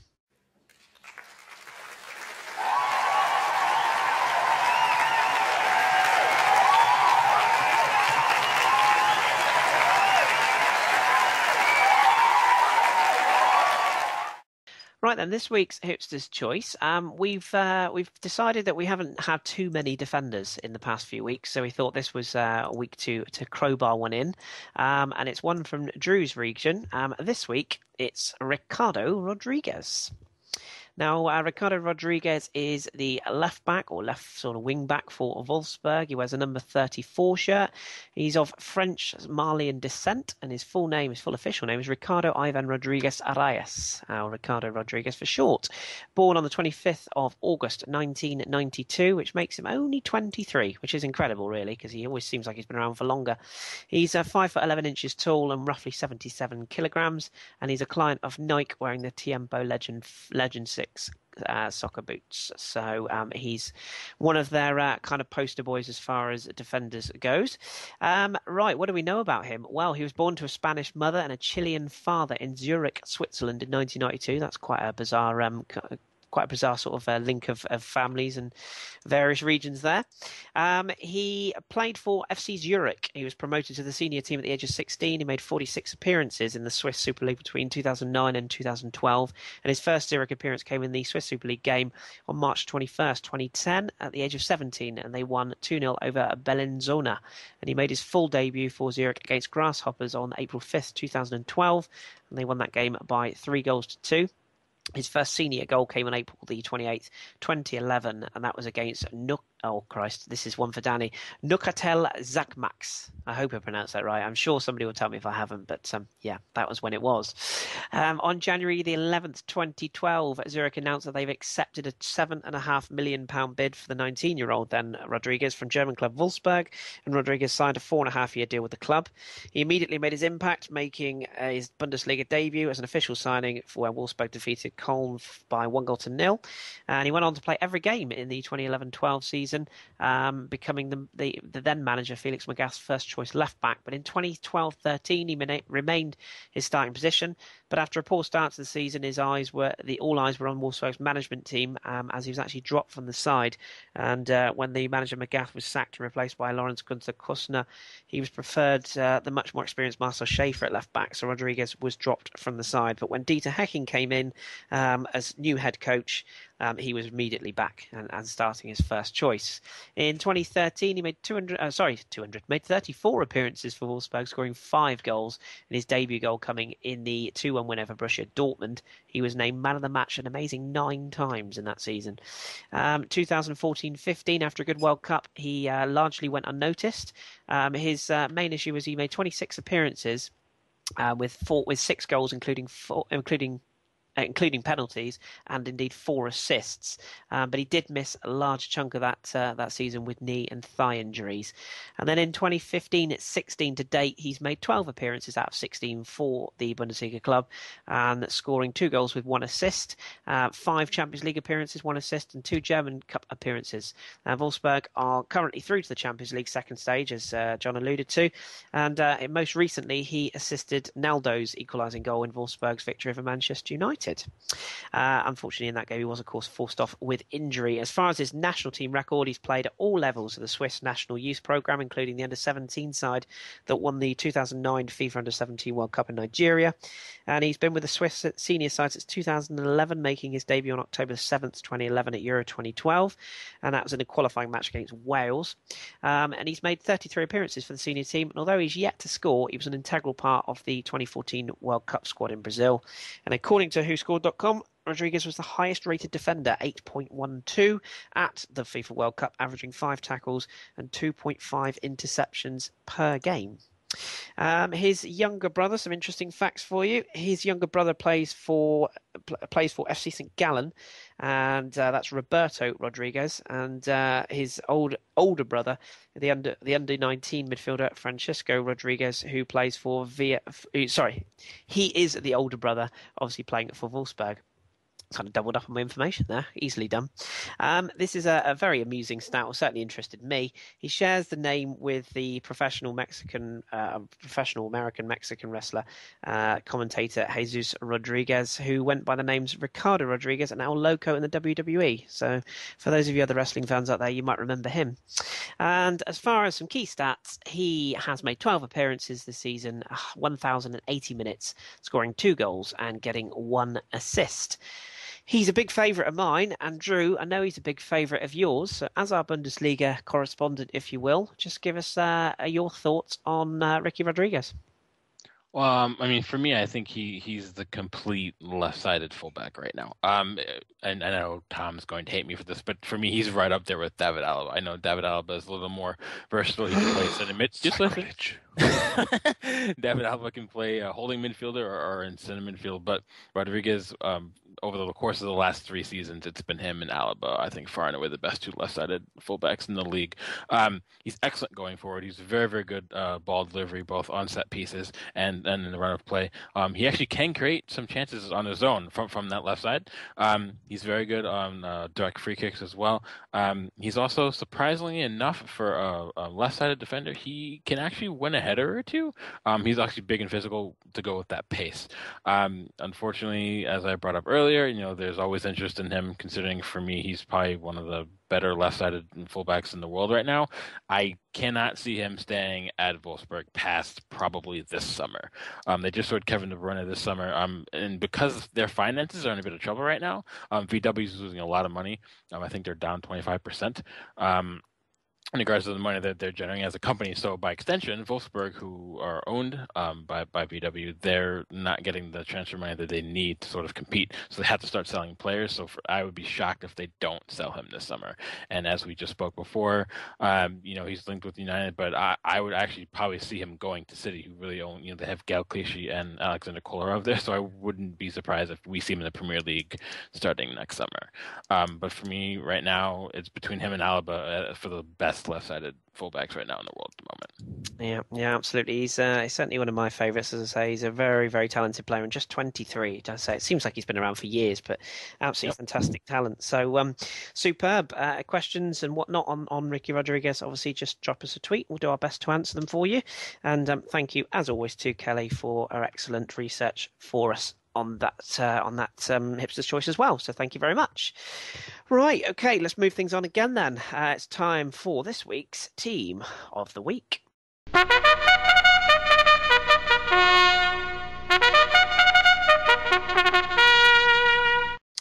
Right then, this week's Team of the Week. As usual, this is my opportunity to see just how much I know or how much I don't know, depending on whether you get your information from EA Sports or not. I pick out a squad of players from this week's Team of the Week and see how they've all been performing and whack them into a team. So we'll cue the music and we'll go for this week's team. Right then, so this week in goal. Tough decision this week because there's quite a few good performing keepers, but I've gone with Inter Milan's Samir Handanovic. Some vital saves versus Udinese, and although it was a comfortable 4-0 win in the end, he made crucial saves at crucial points to make sure that Inter got out of that game with the result. And as John mentioned earlier, his shots to save ratio in the best in Europe says it all, doesn't it? Then we've got Luca Rossettini, who makes the team for the second week in a row, and for the second week in a row he scored, this time a 90th minute winner or 92nd minute winner for Bologna, and that shoots them further up the table. So Rossettini is in, and Matteo Musacchio for Villarreal marked the BBC out of the game, if you will, the Benzema and Cristiano and Bale combination. Villarreal winning by 1-0. Musacchio certainly one of the star performers in that game. Kostas Manolas, he was also another star performer as Roma ground out a 0-0 draw away at Napoli in the Rome derby. And his performances just seem to get better and better. Very, very underrated central defender. Said Kolasinac, Schalke. He goes in at left back, first ever goal for his boyhood club for Schalke this weekend, a solid performance and a goal to boot, so he goes in at left back. Philipp Lahm, he is in the holding midfield role for Bayern Munich, obviously captain. A hard-fought win versus Ingolstadt, not many people saw that coming, 0-0 at 65 minutes, but Lahm getting on the score sheet and helping to get the points. We are also holding midfield role goes to Aaron Ramsey of Arsenal, 2 goals in 2 games and also a second assist. Just really classy performance and provided the engine room for Arsenal to go on and get the victory. And then as far as our attacking players, we've gone with a central attacking role for Yevgen Konoplyanka, the Sevilla Ukrainian, came on as a sub and basically changed the game, grabbed an assist and just looked absolutely outstanding. Came on at half-time for Mbia and really changed the game in Sevilla's favour, who ran up 2-0 winners. And he's joined by wide men Angel Di Maria for PSG, Absolutely banging form. 3 assists, just completely round the game. It was a masterclass of attacking play and assisting play in the midfield role, sort of drifting from wing to wing. Just looks a class apart in that league. And on the opposite side, although he's technically a forward, we couldn't leave Javier Hernandez out, so we've crowbarred him in as a wide forward. Leverkusen, of course, scoring a hat-trick to crush Gladbach. Sorry, John. He is, of course, banging form. And Stefan Kiesling, couldn't leave him out. He also joins his colleague Hernandez as our central centre-forward. 2 goals, 2 assists, basically the perfect centre-forward performance. And as far as our reserve players, we've got Rob Elliott in goal. Newcastle, the Newcastle goalkeeper, performed a heroic string of decent saves away in their victory away at Spurs, helped grab 3 points. Julian Weigl for Dortmund, tender years, but ran the midfield for Dortmund, and obviously Drew came up with the stats from earlier on. Yannick Vestergaard of Werder Bremen scored the equaliser and secured his team a point. Oscar Hiljemark from Palermo grabbed an assist and basically ran the game for Palermo's 4-1 win from midfield. He's a crucial part of them. And Lucas Perez for Deportivo, Tom made us aware of what he did, grabbed a vital goal and assisted the second in the comeback victory at Barca. Mauro Riccardi from Inter Milan back in form, long before time, scoring twice and looking back to his best against Udinese. And finally, Vedad Ibisevic from Hertha Berlin, 2 goals for himself and set up the winner for Salomon Kalou. So that's our team of the week. Plenty to chew over there. We very rarely get anyone tweet us saying that we don't know what we're talking about. So we're either doing something right, or people just don't want to tell us that we're completely clueless. One of the two. But Tom, we'll have a quick update from you as far as EA Sports goes. Just out of interest, we like to see how many players they pick from their team of the week against ours in the leagues that we pick from. Can you work out how many we got last week? Oh, that would be tough. You've really thrown that on me. I can put it as a tweet later on so that people can see it. Nicely avoided. Like it. I think it was about 9. I was going to say, I think it's about 9 or 10. Yeah. Oh, I did put it in the chat. I remember doing that. Yeah. And bear in mind, of course, they pick players from all the way around the world, whereas we only pick from 5 leagues. So we like to just see which of the 5 major European leagues, how many they pick, how many we pick. So I'm convinced there's something fishy going on. I still think they're picking our players. It's not right. But there we go. So tweet us your thoughts and anybody you think should have been in. I know certainly Lionel Messi could have got in, but I left him out because we are hipsters. Right then, so moving on then from Team of the Week, it's just the 2 sections to go, or 1 really. And first up, it is the onion bag. Right then, onion bag. Now, we are absolutely swamped with questions this week, but we're going to try our best just to get through some of the best of them. So, in advance, massive apologies if we don't get to your question this week. We don't dislike you. We love you all very, very much, but we've got so much to get through. Before I ask the first question, I want to give a big nudge to Aldrian CG, who has informed us that League Mex, he, of course, gave us his report from last week. It has a new champion. Tigres won their 4th title, and not without some drama. He's left that one hanging there, so we're going to let you do your research. We're not going to feed you the research. We're going to let you go and look it up. But Tigres are the new Mexican champions. So thank you very much to Aldrian. Right, gentlemen, I'm going to whip through some very, very quick answers I want from you on the European draw. Ahmed Nada wants to know 2 questions. Given how poor, in fact, I'm just going to ask one of them because this one's the best question. Given how poor a lot of the groups are, i.e. Group A, are there any real potential upsets in any group? I'm going to give this to Drew. I'm talking about the Euro. Yes. Honestly, I'd probably say Wales winning that group outright.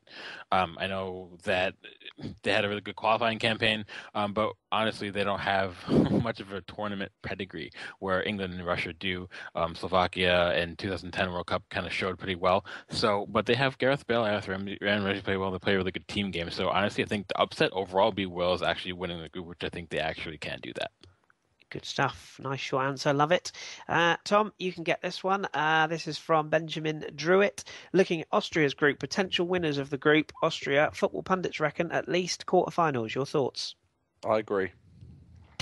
Okay, expand on that a little bit by, I'm going to ask you to Clock End Lads, at Clock End Lads. He says, reckon Austria could do well, as I'm half Austrian myself, so you can combine those 2 together. Yeah, I don't see any reason why they can't win that group. Portugal, the second best team in that group behind obviously. So I think they'll win 2 minimum, and possibly get a draw against Portugal if you really stack them up. But it'll be a good way to see how far they've actually come, because you think how many years ago they used to be near the top, over the top 50 teams in the world, and how they've come to being near the top 10. It's quite ridiculous. So yeah, I'd bet on them for quarterfinals at least. Good stuff, good stuff. John, Pete Kennelly wants to know, do you guys support an expanded Euros? To me, I think it works, and the draw has changed. And has the draw changed anyone's predicted winner? Yeah, I do support it. I think it's more exciting. It gives opportunities for other teams. You see, like Iceland, I think they topped their qualification group, didn't they? Which, despite the teams they were up against within that, they still weren't expected to. So it gives the so-called smaller nations, who perhaps don't have as many players to choose from, more incentive to play well and improving their coaching and everything. I think as far as the draw goes, no, I still think that Germany are probably the favourites.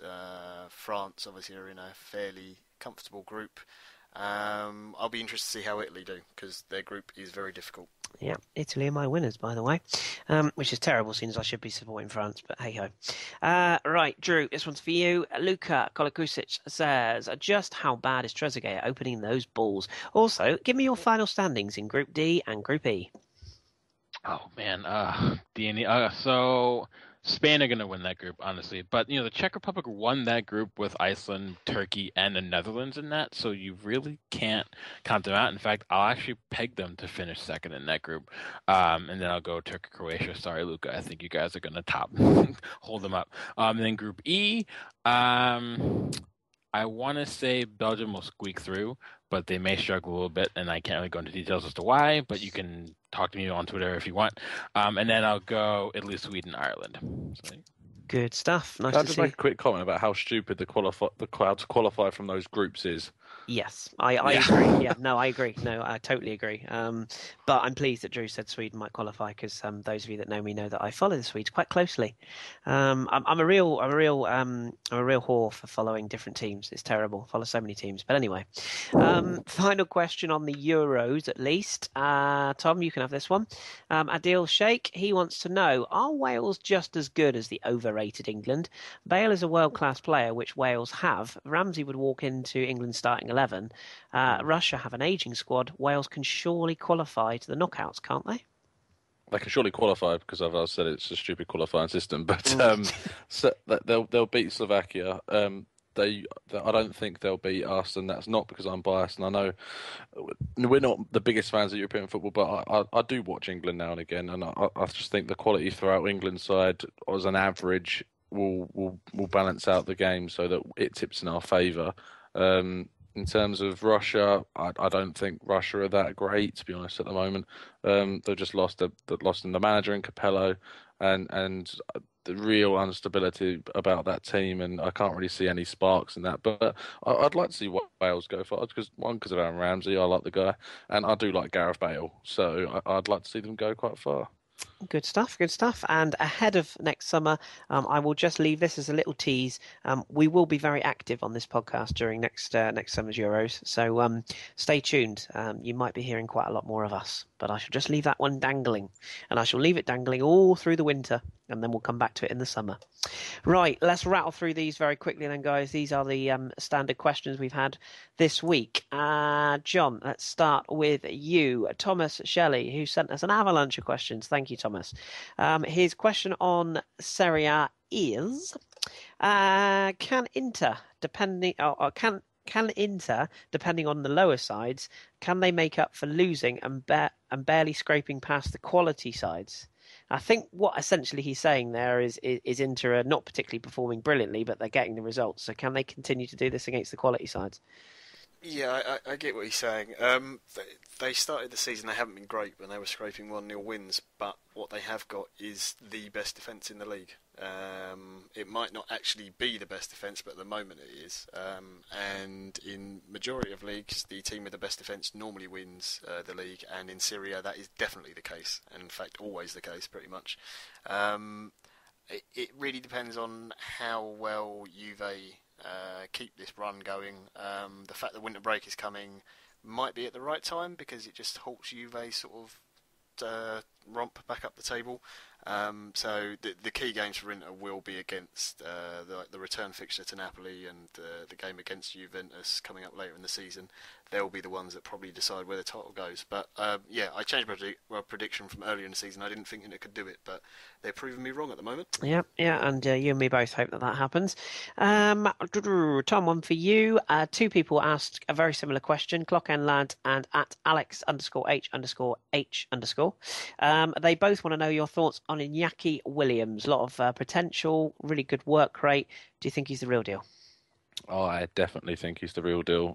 Simply because he's really different for a Spanish sort of winger. The fact that he's quite tall and he's got a physical presence about him, and just like Drew know how much I love Draxler, and he's like Draxler but with a bit more pace and a bit more strength about him as well. And if you saw the goal he scored where he flicks it all over, I can't even remember who it was. I think it might have been Granada, but he flicks it over the defence and slams a volley in, and it's an absolute great finish. So he's got a great shot on him, and as a 21-year-old, I think he can go much further.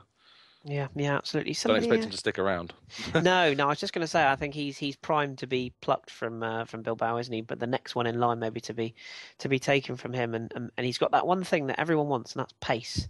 My apologies. Someone else mentioned him as well. I can't find the tweet, so if you're that person, you have my humble apologies. But somebody else did mention him.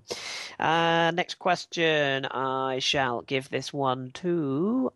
I'll give this one to Drew, and it is from Ahmed again, and he says, just one actually, with the teams battling relegation in the Barclays Premier League, who do you think is most likely to go? I think he actually meant Bundesliga, because he just put BL, not BPL. Oh, did he? Oh, okay. Well, you can do both if you want. You can be greedy. Good point, though. Okay. At the moment, I mean, I'd still have to say Stuttgart are going down simply because, even if they get it right in the offensive third, they still have far and away the worst defensive record in the league, and you can't leak that many goals and hope to stay up in the league like the Bundesliga. So right now, I would probably pick Stuttgart. I expect Hoffenheim to turn it around, so I would probably say Stuttgart and Hanover might actually go down, which they have a very, very passionate support base, so it would suck to see them go. But those two for sure. And the playoff spot, maybe it'll be battling out between maybe Eintracht Frankfurt and maybe Werder Bremen, but who knows? It's a long season, but I'd probably say Frankfurt. As for the Premier League, that's awful. I hate to say it, but I think... Oh, I think we've lost Drew. Yes, we've lost Drew. John, are you still there? Yes, I am. Pick up where Drew left off. This is live television, boys and girls. It's not even television. Probably Drew's back. Drew's back. Sorry, Drew. We lost you there, Drew. We lost you. Just give us those three teams again. Oh, no. No. Drew has been taken by the robots. Okay, John, give us three teams. The Premier League table. Okay. Oh, Drew's back. And he's back again. Let John go. Sorry, Drew. We lost you. Why did you lose me? You were just about to give us the all-important teams, and then it all went... For the Premier League? Yes. Yeah. Oh, that's fine. Let John do it. Go on, John. Okay, so out of the ones... I think Villa will go. They have a potentially very good manager in Garda. It's not that I don't rate him, but the squad itself is so thin on talent that I just can't see them getting out of it. After that, it's really actually quite difficult to pick other teams, because you would have said Sunderland, but Sam Allardyce has a great record of getting teams out of it, and there actually are some good players there. Bournemouth, despite their last couple of results, I still think will slip back into it just because their squad is so short. Especially in depth, and they've lost so many key players already. And then after that, I'd have to hedge my bets and say it's between Swansea and Norwich. It depends who Swansea get in as the manager. So I'll cheat a little bit. I'll give you two and then one other possible two. That's fine. That's good stuff. No worries. Okay, I'm just going to take three very quick answers, and then we'll get one more, and then we will skip on. So Bren wanted to ask, he's Kane_U_dig_it, or dig_it. And he says, do you think that there is a kind of bias in other nations like Spain if someone isn't as creative in the middle over Santi Cazorla at Arsenal, for example, where clearly Arsene Wenger likes Santi to provide for the team over what what Ramsey could do. I'd love to get your opinions. English tend to be biased towards players that run more, like Gerrard, for example. I'll just answer that quickly, Brendan, and say that yes, I do. I think English people very, very much over-egg their own players. We overrate players, and I think we often don't understand what a lot of continental managers do with players and how they like their teams to set up. It's a great question. There's just so much we could expand on that, but I think your point that you're making is very, very valid. Rob Parrott, who's also an Arsenal fan, he wants to know, can Arsenal actually beat Barcelona this time around? I'll answer that one. Yes, they can. I know Tom agrees with me. I know John is slightly sceptical. I think Drew's slightly sceptical, but I think we all think that their defence is certainly not what Bayern Munich's is, and we beat Bayern Munich. So, yeah, I think there's a good chance. And a quick question. Because they haven't got Alaba, mate. Exactly. And a quick question we also had from Thomas Shelley. And again, Thomas, you asked us so many questions, mate. I do apologise. We're not going to get to them all, but I'll take your Liga one, which is if Angers can finish this season in the Champions League spot, do they have the funds and appeal to attract top quality footballers? The short answer, Thomas, is no. They're a very small club. They're another one of these clubs that operate on a very small budget. In fact, I can give you the actual budget. 24 million euros they operate on, which again is an astounding achievement for where they are in the league. I think they will drop off. I think they'll probably finish, if I had to put my house on it, I'd say around about 7th or 8th. But that being said, it's a fantastic achievement. 7th or 8th would be brilliant for them. I think if they got any higher than that, I think they'll struggle to attract the right kind of footballers. That being said, money talks. The problem is they haven't got a lot of money. So it's a brilliant achievement, but I don't think they're going to go any further. Final question tonight. This one was actually for Danny, but in his absence, John, I'm going to give it to you. Actually, no, I'm not. I'm going to give it to Tom because it's more Barca-esque. Sorry. It comes from James Kiewit, I believe that's pronounced, and he says there's a lot of focus on Arsenal drawing Barcelona, but surely Barcelona fans would have liked an easier draw. Tom, there's been some quotes today attributed to Barca saying they got the draw they wanted. What do you think that their reaction will be to this?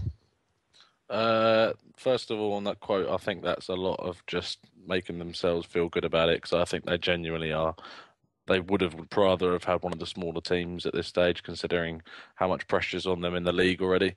I personally think that Arsenal are quite happy, not happy, but like quite content with showing how much they've improved since we last played Barcelona.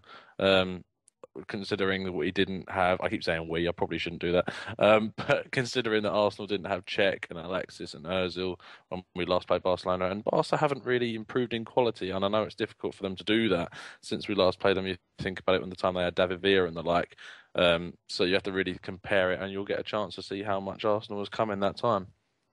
Yeah, good stuff. I think it's widely known now that we're Arsenal fans on this pod, and I think it'll be a very interesting game. And you've probably got to beat at least one very good side to get somewhere. So, be interesting. I just want to get a ticket. Yeah, absolutely. I know a lot of people have been asking me about that as well. I can't help. I'm sorry. One very quick one. Drew, one-word answer. Gregor Lezniak. He asked a question really, really late in the day. Simply, can Leicester win the league? Yes or no? No. Anyone got any different on that? I don't think so. I don't think so. I think I get top 4. Actually, I'm coming around on that. If they're in the top 3 by January, then yes. I think they'll finish 6th. There you go. Again, don't go betting on it. Leicester are owned by a man with a lot more money than people realise. That is very, very true. And they also, of course, don't forget they have king power. So very, very Oh, Jesus, that's it. End the pod on nearly the as bad as Remy Gard joke, wasn't it? Nearly as bad. Right, okay. Just before we wrap this one up, one final segment, and that is... Is that a Christmas joke there? Wrap this one up. Moving on. Hipsters handshakes.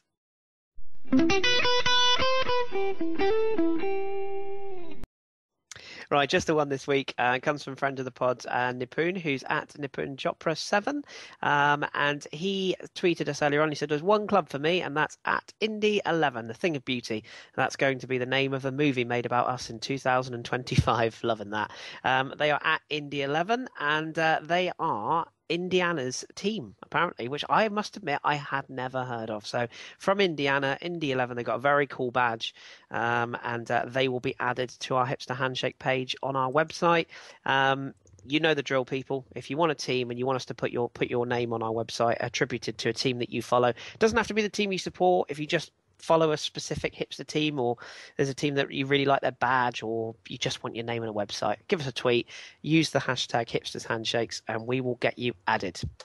So there we go. Thank you very much, Napoon. You will be added. Couple of quick plugs before we go. Drew, your blog is still up and rocking on Belgium and Holland, is it not? Yes, it is. Basically, it's looking at the internal changes that went through Belgium youth football to get them really kind of on track, and now you're seeing them reap the rewards as to where what's going wrong with the Dutch and to why they missed out on the Euro this summer. So yeah. Good stuff. Go over there and give that a read. Also, Tim Armitage's interview, that's a tongue twister, Tom, that you conducted. That one's had some really good love, hasn't it, on our downloads page? People are really getting onto that one. And you also just, once again, you want to plug your upcoming interview, which will be released this week? Yes, quite a big one, quite a big deal for us. I managed to get hold of the Real Madrid and Spanish football podcast host Phil Kitramilidis, and I managed to conduct a 20-25 minute interview with him. Very pressed for time, this man, and it went very interestingly well. So definitely check that one out. Good stuff. Yeah, as I say, we will release that on Thursday. And of course, as usual, my little plug. I always say this, but iTunes reviews, guys, we really appreciate it. If you get a chance, just whack us a quick review and do send us your feedback at the FH podcast as well. And the iTunes reviews are really important for us because it just helps us to expand our footballing knowledge across the audio waves, as it were, and we get more listeners from it. So if you do get the time, we really appreciate it. And I do also want to thank all our new followers as well. We've had a real spike in follows this week and new names cropping up all over the place. And if we don't follow you, and you follow us, please do give us a nudge. We will follow you back. We're busy guys, and we all take turns to run the podcast account. So occasionally one slips the net. So do give us a shout. But that is pretty much it from us for this week. We will, of course, be returning this time next week with yet more interesting action to go through. But yeah, that's it for us this week. If you have anything you want to ask us, please do drop us a tweet, as I said, at the FH Podcast. If you have a question for the show, if you can, hashtag it with either La Liga, Serie A, Bundesliga, Premier League, or Liga. That will help us massively. It just helps us to establish which person gets which question. So keep them coming. Keep your feedback coming. We appreciate it. We will speak to you next week, and all that remains to be said is to say thank you very much to Tom. Alaba. Dear, dear. Thank you very much, John. Ciao. And thank you very much, Drew. Auf Wiedersehen. And we have been the Football Hipsters. Keep your beard strong and your glasses trendy, and we will speak to you next week.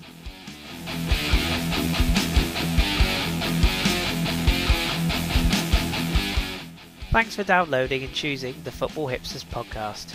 Remember, you can follow us at the FH Podcast on Twitter or our website www.footballhipsterspodcast.co.uk. You can also follow us on Twitter individually at AFCFreddy8 for me, Kris, or for Danny it's at @the_GFP. For John it's at JWelsh84. For Tom it's at TCanton94. For Drew, it's at AFCBVB1410. For Jake, it's at JakeArsenal1. For our producer Gaz, it's at GazmanJones. And for our researcher Kelly, it's at Kelly_Mayor. We'll speak to you next week.